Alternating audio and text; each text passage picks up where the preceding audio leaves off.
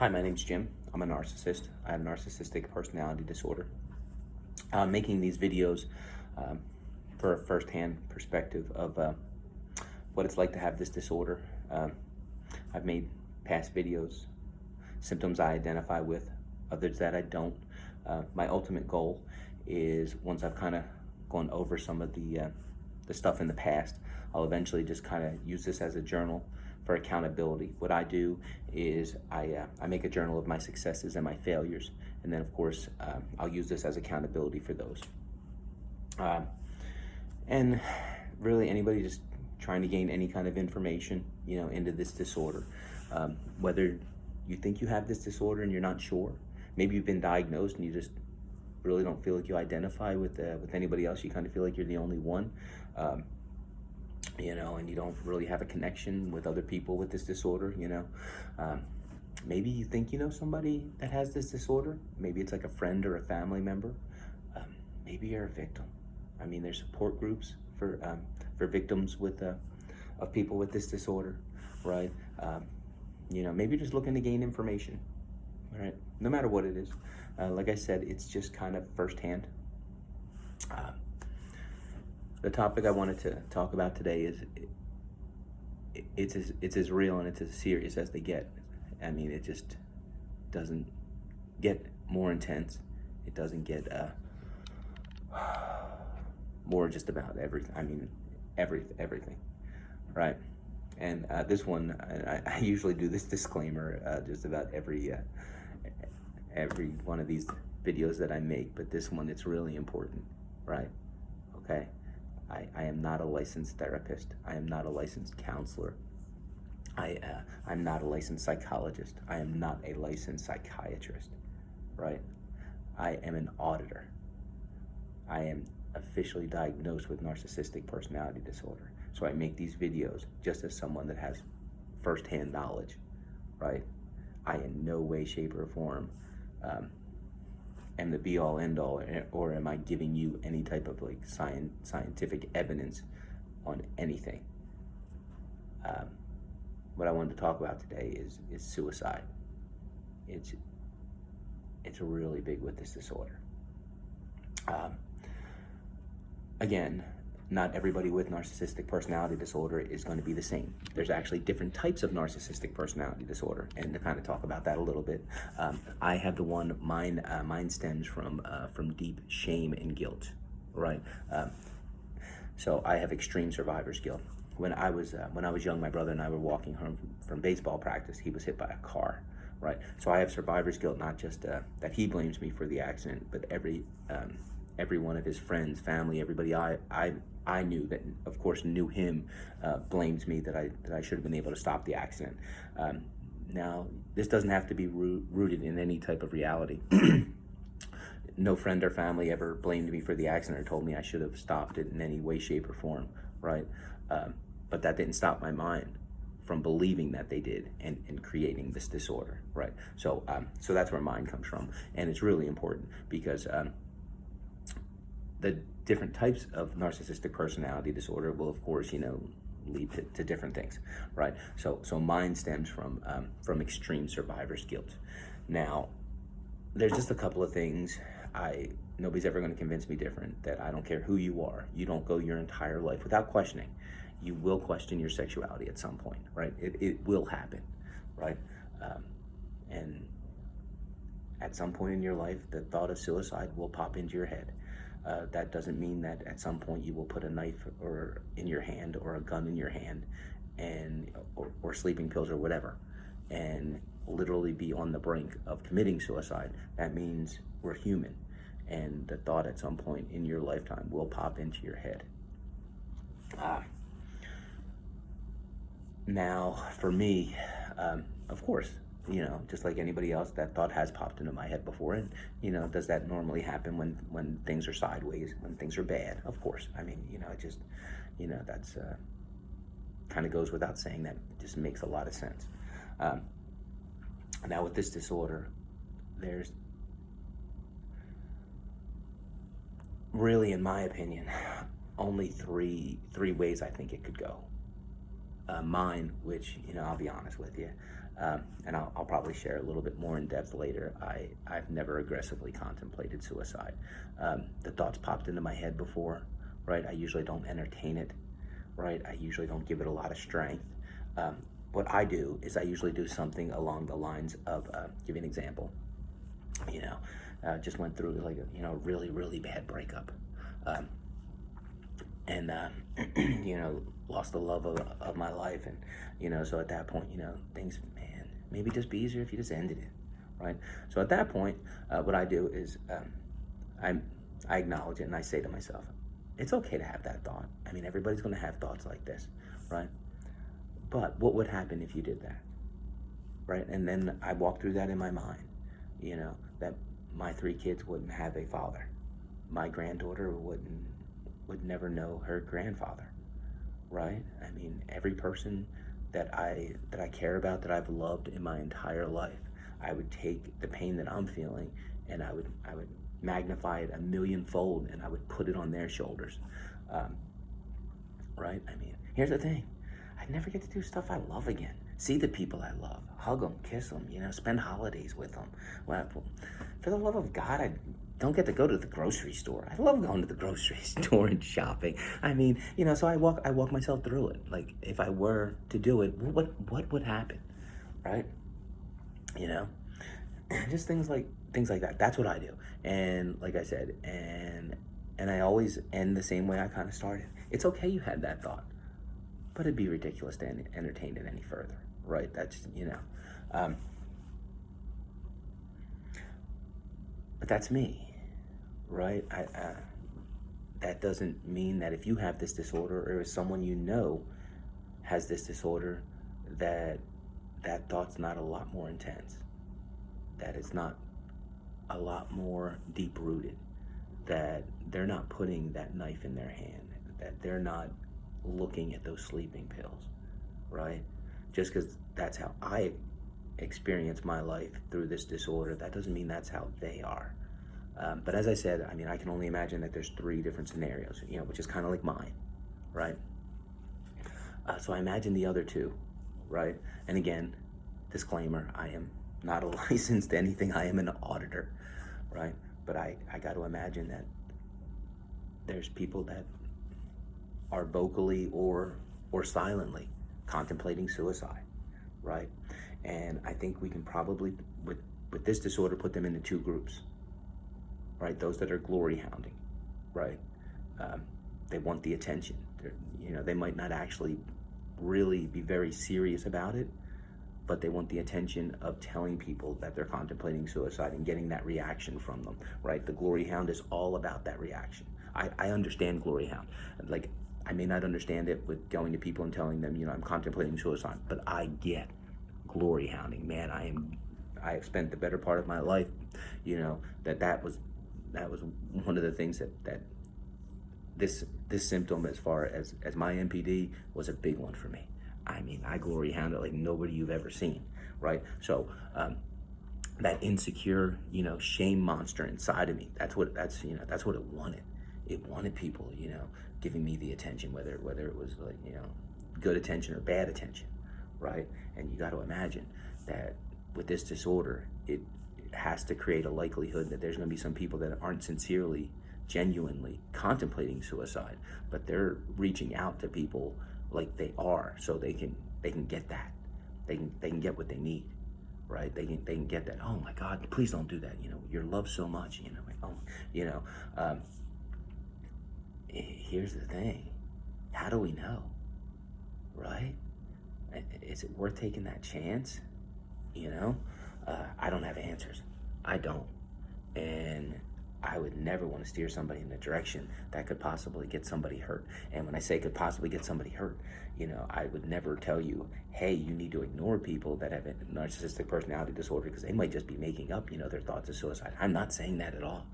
Because dear Lord, I mean, I can't imagine what it would be like if somebody came to me and they're like, hey, I'm thinking about ending it all. And I'm like, yeah, they got narcissistic personality disorder. They're just making it all up. They're just glory hounding. And they kill themselves the next day. I mean, I don't know how you live with that. I told you, I have this disorder already because of survivor's guilt, right? Survivor's guilt that, no lie, when you sit down, does not have any rational basis.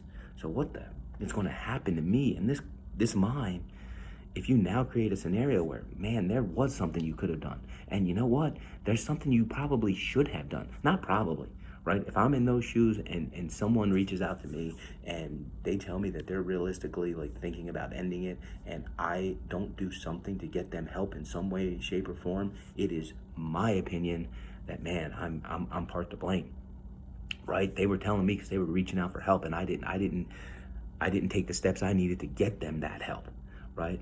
So I got to start looking at myself. And like I said, my survivor's guilt, that's completely based in no rational concept where I should have been able to stop things. It's already ruined almost my entire life. Imagine if I had survivor's guilt and I really was to blame. I mean, man, I can't imagine that. I can't imagine that.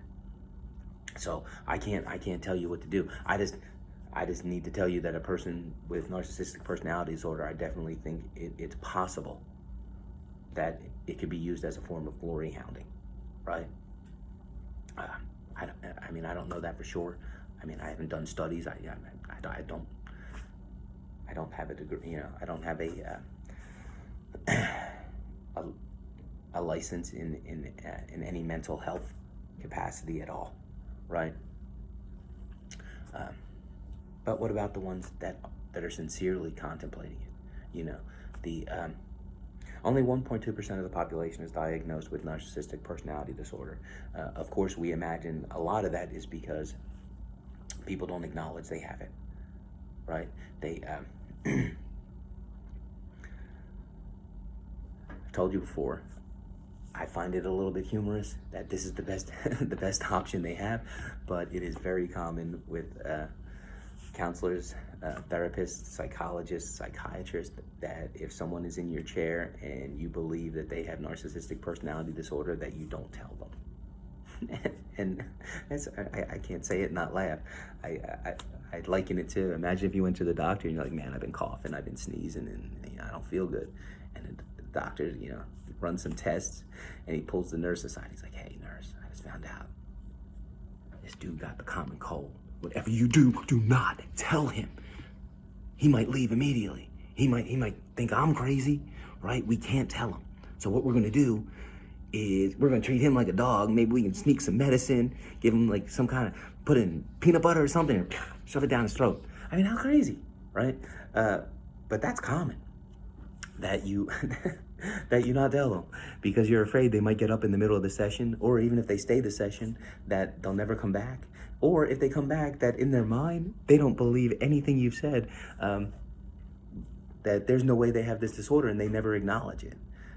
So yeah, that's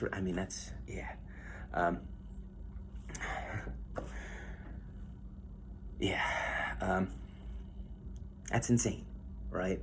But for the ones that, so long story short is, this really, it goes undiagnosed a lot, right? So if you're looking at somebody that people are so afraid to tell that they have this disorder, what are the chances they're seeking help? You know what I mean? So I could be wrong, but I imagine there's a lot more than 1.2% of our population. It's just not diagnosed. I mean, like I said, I don't know, but I would think that makes sense to me. So we don't really know the true number of people that have it. With that being said, we don't know how many people have committed suicide that just weren't diagnosed. So we don't have a very realistic number, of the people with narcissistic personality disorder that commit suicide, right? But it's high.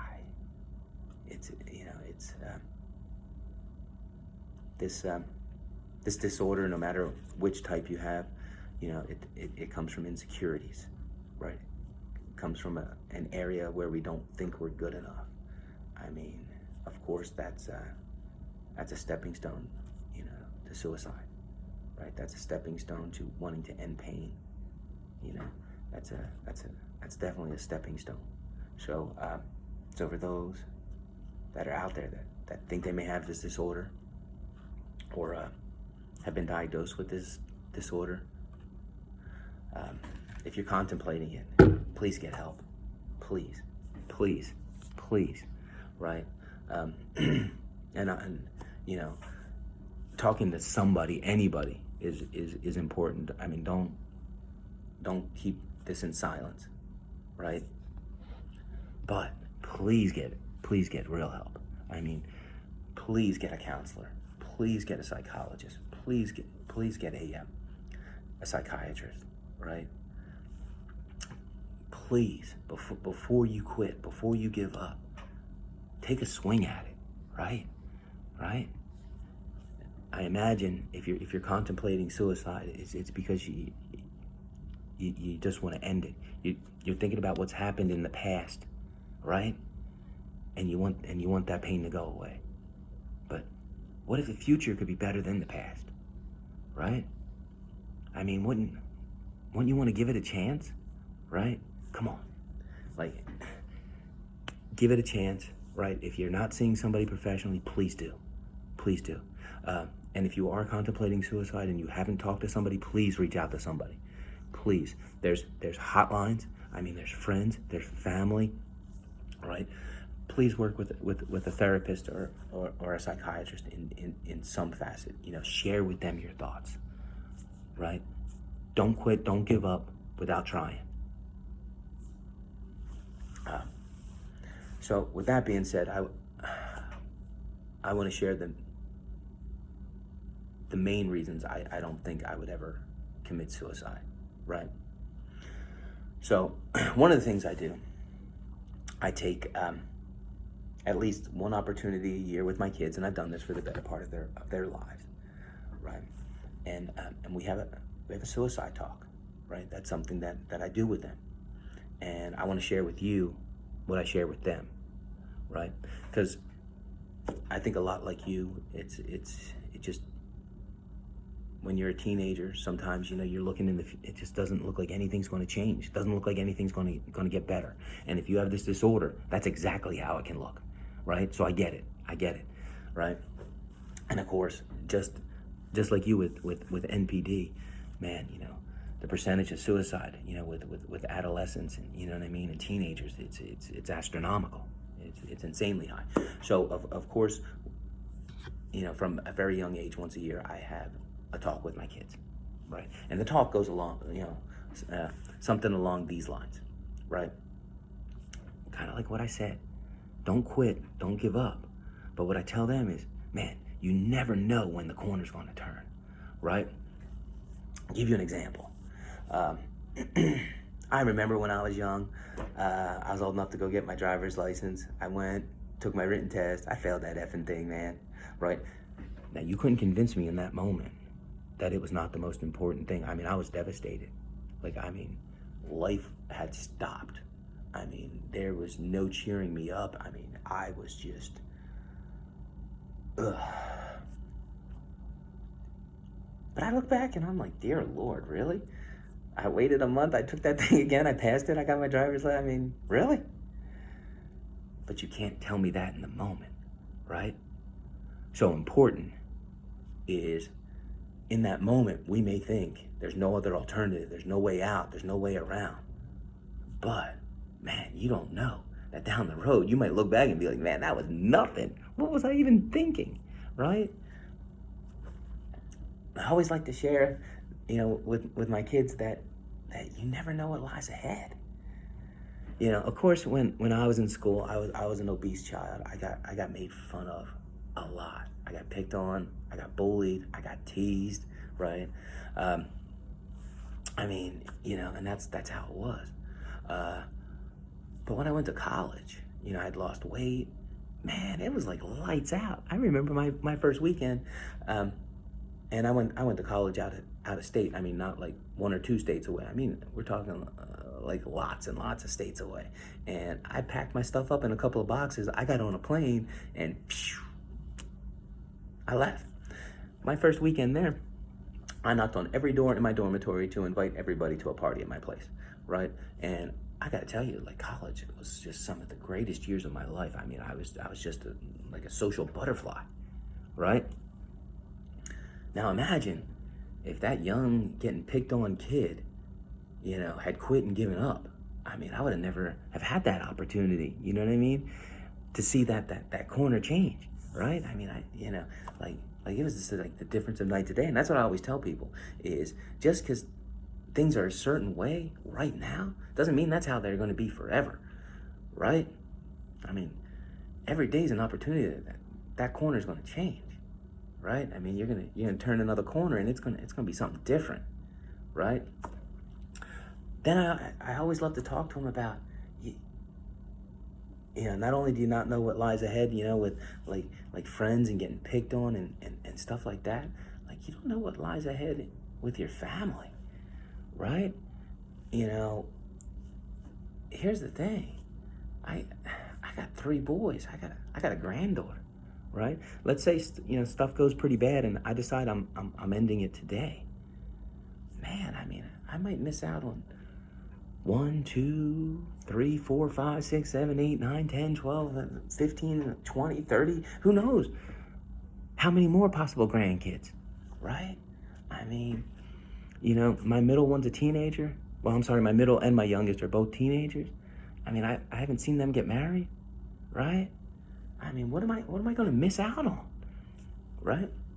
I haven't seen them graduate high school, if they choose to go on to college or a tech school or what they plan on doing professionally, right? I have no idea, right? I mean, I don't want to miss that. And I don't want to take that away from them, right? I want to be there because I want to see it. But think how important it is for them to have me there, right? I don't want to take that away from anybody. Which kind of brings me to the next thing I talk about. There's nothing that I can think of that's more selfish than suicide. It's not possible to not have somebody that cares about you in this world. It's just not. Somebody cares about you. And any pain that you're trying to get rid of, you are just putting it on them and making it a lot worse. And I know with this disorder, that lack of empathy is a thing. I get that. I know that. But hey, I mean, I am reaching out and I am begging you to pretend like you have empathy if you don't. Please think about the people that care about you. Think about the people that love you, right? I mean, not just with having to go on and live. I think about what if my youngest son was the one to find me? How traumatic that would be for him, right? I imagine what life would be like for him growing up. Maybe he has survivor's guilt. Maybe he felt like there was something. Like, hey, I love my dad. My dad and I had a great relationship, right? Why didn't I see this? What could I have done to stop it? And all that stuff that I got from my survivor's guilt, maybe I give that to him, right? How selfish is that? Like I said, I know if you got this disorder, the chances are, and not chances, I mean, these numbers are staggering too, that you don't have empathy. But please pretend. Please pretend like you do, okay? So if you don't have empathy with narcissistic personality disorder, what they tell you to do is pretend like you have empathy, right? What would somebody that have empathy think in this situation? And that's what I'm begging. I'm begging you to do. Please pretend like you have empathy. Walk yourself through that, right? So if I did have empathy, what would I feel? What would bother me the most if I had empathy? And I do this once a year with my kids. And I've had people tell me that they don't think it's appropriate for me to have that conversation, especially, when they're at younger ages. And I promise you, if one of my sons were to ever take their own life, and I felt like the reason they did was because I didn't make them aware, that'd be hard to deal with. So, yeah, it's a tough topic. It is. But it's an important one. Man, it's an important one. It's really important, right? Yeah, if you have this disorder, or you think you have this disorder and you have thoughts of suicide, right? And even maybe you feel like you have nowhere to turn, right? Put a comment, right? Reach out to me. I'll give you my cell phone number. I mean, 24/7. You want somebody that you can always reach out to and just talk to. I mean, like, I'll offer that. Anything, right?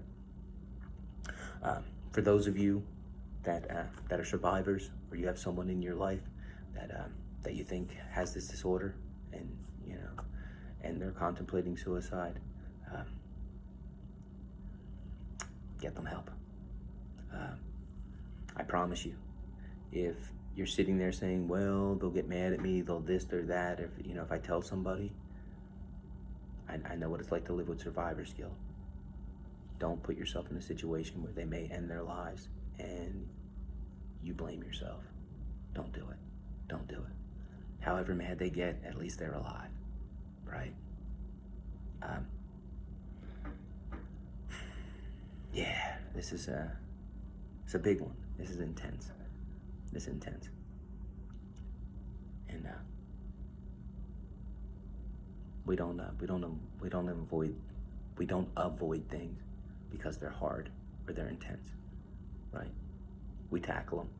We take them on because we know the good that can come from it. And yeah, I hate that people that have this disorder, kill themselves in astounding numbers. I hate that that drive to end their own life is more intense if you have this disorder than if you don't. I hate that. I do. I wish it wasn't so.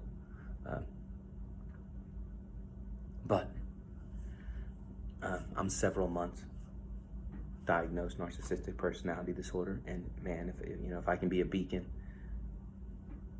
life's pretty effing good. And here's the thing: even the bad stuff that happens, and it does. I mean, I've had some really bad stuff go sideways. I mean, I've had some stuff that, man, ranks up there with some of the worst stuff I've had in my entire life, right? Since and it's happened since I've been diagnosed, right? But my life is still so amazing. It's so much better. It is so different. I'm working with my therapist, right? I'm working on my own towards a wellness plan. I'm working with him, and we're working together. I mean, there's so many facets, and it's just the difference of night to day, right? Yeah. So if you're contemplating it, and you're not seeing someone that you're being honest with, please first make sure you're seeing someone, and second, be honest with the person that you're seeing. And if you're thinking about it and you haven't sought help of any kind for your disorder, oh my God, right? Best advice I can give you is, first, you got to be willing to acknowledge you have this disorder, right? And I mean, you got to accept it, right? We're not talking about, well, maybe, right? That's the NPD demon sitting on your shoulder trying to run your life. You got to accept it. I have this disorder. You got to jump into the deep end of the pool, right? Feet first, right? Bam, right? You got to 100% accept it. Do not allow any doubt. That's what our disorder does, right? It tries to create that doubt, and then it's going to try to make it bigger, right? And it's going to get you right back where the freaking demon sits on your shoulder running your life again. Don't let it do that. You accept that you have this disorder 100%. Then you say you're willing to take accountability, right? So I've accepted I have this disorder. I'm willing to take accountability for the things I do, right? I'm getting a therapist. I'm going to work with a therapist. I'm doing my own research, right? I'm making a wellness and emotional betterment plan for my future, right? And I promise, even when stuff goes sideways, the future will look better than the past. It will. I've had so many successes, and like I said, I mean, I have my failures as well, and life has tried to smack me as hard as it can, and to get that NPD demon running the show. It tried, but that ain't happening. It ain't happening.